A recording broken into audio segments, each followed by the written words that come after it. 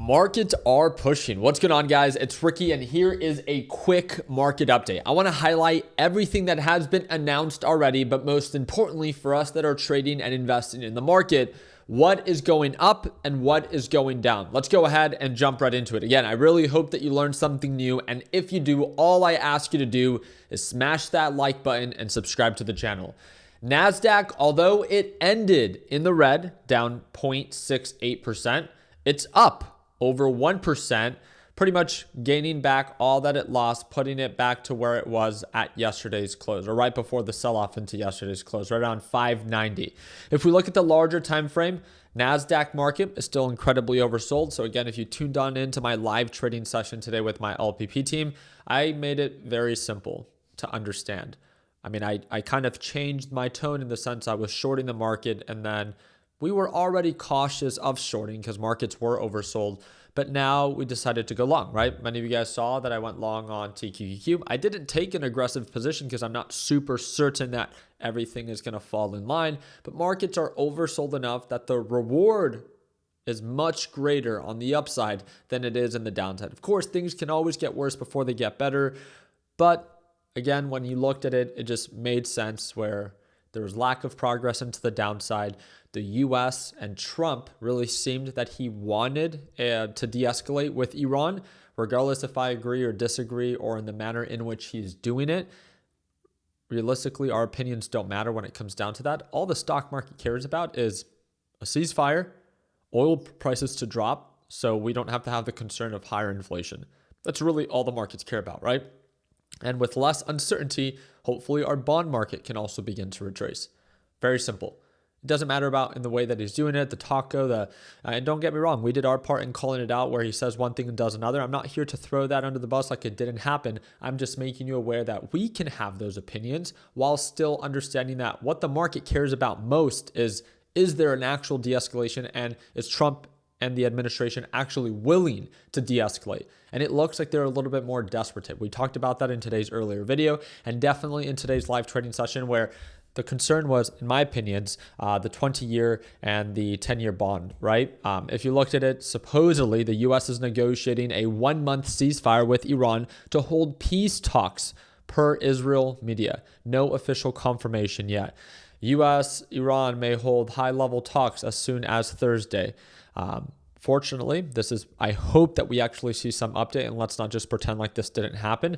$480 million oil trades made just minutes before Trump's key Iran announcement draw scrutiny. Hopefully there is an actual investigation. I don't care if this just gets thrown under the rug when it comes down to, okay, well, we de-escalated, so it doesn't matter. No, it does. Again, people like you and I, we would get investigated if we ever did anything like this. I think they should as well. Iran has agreed that they will never have nuclear weapons. Again, sure, right? We'll see it when it happens. Iran tells that the U.S. that it does not want to hold peace talks with Witkoff or Kushner and prefers negotiating with J.D. Vance instead. This is all over the news. We'll see if this is actually true and why they're actually choosing him, but maybe he can step in and actually show signs of some form of de-escalation, and obviously the markets would love that, right? They would react in a very positive way. It looks like right now during the overnight hours, we have pushed up a little bit higher when it comes down to TQQQ, which is the triple leverage ETF that goes up when the NASDAQ market goes up. I would not recommend this one for beginners, as again, leverage ETFs are not ideal for anyone that's just getting started. Overall, NASDAQ market is pushing up higher. And again, like we talked about it, there definitely is more upside than potential downside if there's an actual de-escalation. We'll see. This is the first time in the past 4 to 5 weeks, and again, just my opinion, that it really feels like the Trump administration is feeling the pressure and they're wanting a ceasefire.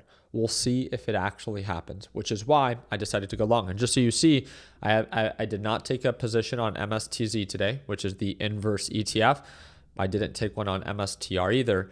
And the position that I did have on SQQQ, we took profits right away during the pre-market session, right? We talked about that in today's earlier video because we saw lack of progress on the downside for QQQ, this being the inverse ETF. There was lack of progress on the upside, right?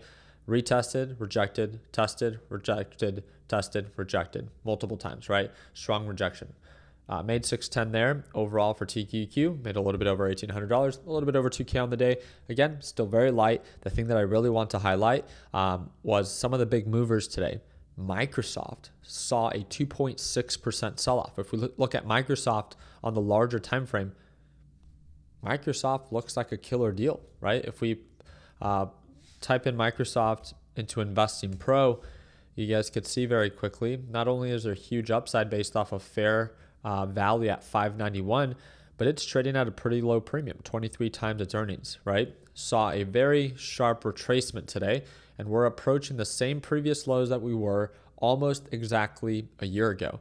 And not every tech company is like this, right? Tesla is nowhere close to its lows that it made 1 year ago. Nvidia is definitely not there. So again, what is the best deal? Microsoft is definitely something that's catching my attention, but I want to remind you, just because it's cheap doesn't mean that it can't get cheaper, right? It can definitely always continue to sell off. And again, there is no confirmation of reversal, which is why we set alerts and we watch our position size. The other big talker or big mover today was Circle. Supposedly it's a stable coin issuer. I don't follow bullshit companies, but nonetheless, obviously it caught a lot of attention as it was running up to highs of 136. Surprise, surprise. After a long rally up, it lost 20% in one day. 1/5 of its value wiped in just a matter of hours.